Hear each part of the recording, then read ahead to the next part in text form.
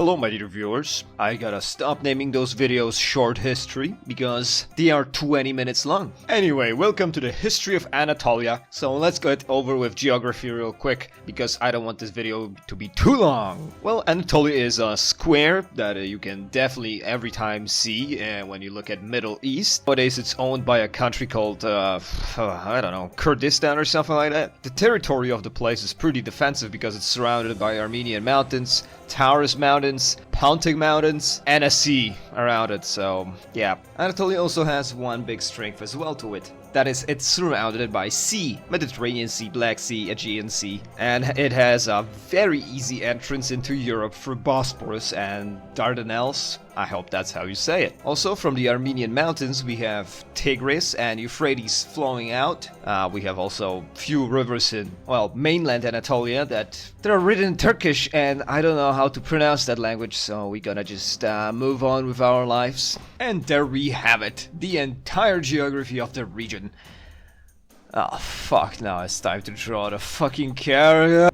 Anyway, I didn't know where to start this whole ordeal with history and timeline because Anatolia is a very important region in human history. I mean, since dawn of man, it's like the center of the place, you know, Anatolia farmers going into Europe or Indo-European people going into the place and then getting replaced by other people and so on and so forth. There is a lot of stuff going on there. So I decided that we're gonna start on 1600 BC and the rise of Hittites. Hittites were Indo-European people who probably migrated into Anatolia and, well, definitely migrated into Anatolia if they are Indo-European people. But that's not the point. The point is they like to conquer, and till 1300 BC, they were conquering smaller tribes, smaller polities, villages, cities, whatever was on their way, until they started touching tips with Egypt and, well, Babylon and Assyria. 100 years later, Egypt couldn't hold on to their territory, so they fell to the Jews and Hittites, but it's not about them. In Anatolia, also similar thing happened to Hittite Empire, that is, Phrygia became free, and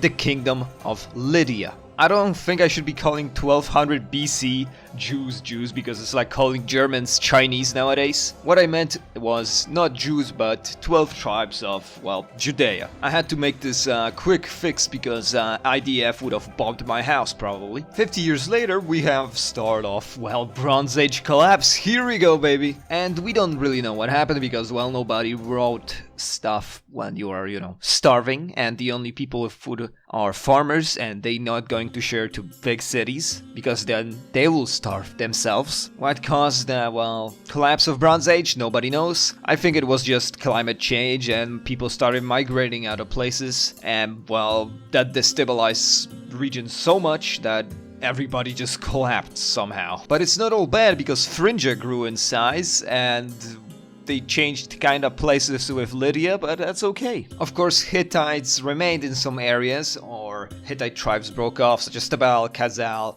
Molids, and smaller states, but I'm not gonna draw them because they are not really important. In 1100 BC, we have Assyrian Empire rising to power and invading into parts of Anatolia and starting to, well, reclaim the lost civilizations. I mean, lands of civilizations. No, they didn't brought civilizations, they brought even more devastation with them. But, well, they were big empire, big kingdom, polity, whatever. Well, around 1000 BC, Assyria couldn't, well, keep up with the rebellions, onslaught of men, and, well, their own governing, so they just collapsed. It's a roller coaster after the fucking Bronze Age collapse. I'm telling you, man. It's 860s and Assyrian Empire is back on the menu with Urartu coming from, well, Armenia, and that's about it changing in the region. In 760s, we have Greek city-states starting to colonize, well, the coast of Anatolia. Assyrians, as always they are, power-hungry conquerors, they invade into Armenia and, well, Kingdom of Urartu. They also take over Cyprus, invade here and there in Anatolia, and all of this in the year around, well, 700 BC. In 660s, Lydia is on a rise and they start invading, well, Greek city-states, their neighbors, everybody that is, well, not powerful enough to stop them, and they start, well, their rise. In 623, Cypriot city-states break off, well, Assyria, and Lydia is conquering even more territory in Anatolia. Also, Kingdom of Urartu is back. In 619, Kingdom of Phrygia is brought to an end by Lydian armies. Also, Assyria is starting to weaken really badly, but, well, they'll be there for quite some time still. In 608, Assyrian Empire gets invaded by absolutely everyone from every side, and they stop to exist. Also, a breakaway state from Assyria forms called Kingdom of Cilicia. In 590s, new empire rises and invades into Anatolia, or rather into Kingdom of Urartu, who was, well, in Anatolia. That is Median Empire. And we can finally say that Persians are, well, here. But they don't stop there, as they continue their onslaught into mainland Anatolia in 580s. Also at the same time, Babylonian Empire invades the Kingdom of Cilicia, and, well, Medians, of course, still invade into Lydia, but they kind of fail at taking the whole thing. They just take a few bits here and there, nothing major. 549, and Achaemenid Empire is on a rise, and, well, they replace their former masters. Lydian king also thinks that he can invade into Achaemenids. I bet you heard the story about prophecy that he hears that great kingdom will be destroyed, but he doesn't understand it's his kingdom, and, well, Lydia falls to Achaemenids. In 540, Achaemenids decide to invade into Babylon territory and, well, they annex entire thing. And I think that only happened because, well, the governing class was not interested in governing, except probably just spending their days with harem, drinking, and, you know, nobody was there to lead the armies against the Achaemenids, so they just swooped in. Achaemenid Empire keeps expanding in every direction it can until the year 478 BC, when they get defeated by a coalition of Greek city-states. Anatolia is staying in the same shape, untouched for a very long time, until we have Alexander rolling into the territory with his legions, or, well, phalanxes, I should say, in 334 BC. In 330, Alexander conquers the entire, well, thing. The Achaemenids are no longer. He is the master of the world, but he will not live long enough to admire his conquests and his lands. After the death of Alexander, his generals divide the country between themselves. And there is a lot of them in the first, well, 5-6 years. But suddenly, after some time, they just start expanding rapidly against each other. And we are left with few dynasties only. Thank the Lord. And that's where I'm gonna start. One of the dynasties that rose after the, well, I must mention this, after the fall of Alexander, was Antigonos, bro. How you... Why? Okay, I'm good. Must have been a lot of gooning in that empire. So we are jumping to the year 297 BC. And our main competitors are Bithynia, Paphlagonia, Asandros, Ptolemaios, Cappadocia, and Seleucid Empire. Ptolemaios, that is Ptolemaic Empire, and they are Egyptians. Don't worry about them too much. They are a dead-ass power. And of course a bit of Armenia. In 278 we have, well, Seleucid Empire rising even more to power and conquering their neighbors, that is, other Greek generals. And also we have Pontus on the rise. Oh yes, of course, if a Greek conquers one thing, he loses another, so we have Galatia breaking free in Anatolia from Seleucid Empire. In 259, Seleucid Empire had a little bit of a stroke, and they, well, a bit of collapsed in Anatolia. So we have, well, Ptolemaians being back in Cilicia, and province of Asia, but that's a Roman name, but it's mostly been Phrygian territory, so Phrygia. And also we have a little small country of Sophene, I think that's how you say it. I don't know if that was a Kurdish polity. Kurdish, quotation marks.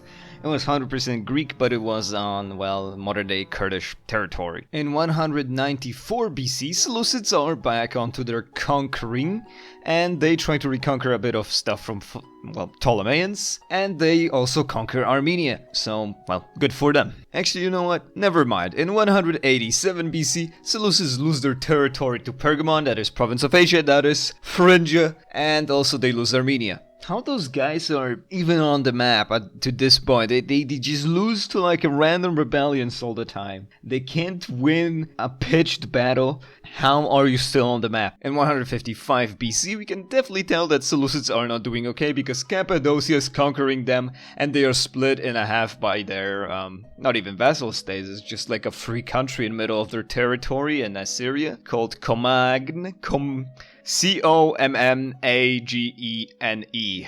Commage? Sounds French as fuck. In 133, well, the main evil bad guys of the history are here, that is Roman Empire, and they land and conquer in Asia. Kinda. They conquered Greece, but, the king of fucking Phrygia? Bithynia, yeah, that's the thing. Bithynia died without heirs, and he gave the country to, well, you know, Romans. And that's the story. At least the story the Romans give us, which is 100% not fucking true. They probably just invaded straight up that territory. In 95 BC, we have war over Cappadocia, from what I remember. I didn't check the source because I didn't give a fuck the subject I was studying, so I'm just telling you from memory. I think the king of Pontus chimped out over Cappadocia because they wanted to side with Rome, so I think he invaded them, made them their vassal or something like that, and then he started a revolt in the Roman Empire and started a genocide. And well, not Roman Empire, he started a genocide in Roman Anatolia, in Asia Minor basically, and Romans didn't like that very much, and they invaded him back, and well, that was it. I mean, not for the king of Pontus, but because Pontus somehow survived. I guess Romans just didn't give a fuck about them being genocided or something. Because in 71 BC, they just invade everything in Anatolia except Galatia. Also, Armenia owns a bit of Syria. That happened. They have a lot of vassal states. That Armenia at the time was big. All I'm saying, that's my favorite Armenia right there. I like the shape of your guys did there. A lot of vassal states in Assyria. I like that. That was pretty cool, pretty LARP. Sadly, you lost it to Romans and revolts, but oh well, at least you have it. You had it. I'm proud of you. In upcoming years, Rome and the newfound Parthian Empire would start to collide with their interests in Armenia, Anatolia, Syria, and well, Assyria, making one of the longest rivalries ever seen, because they will start to bicker with each other for the next 600 years, while Anatolia will stay almost unchanged until 60 AD, when Roman Empire will annex the Pontus into their territory. I'm sorry to announce, but I have to end this video here because I've been doing this video for quite some time, and I see that I have no time for doing those videos anymore, even if they are pretty simple like this one. But I hope you enjoyed, and now you have something to watch, so it's all good.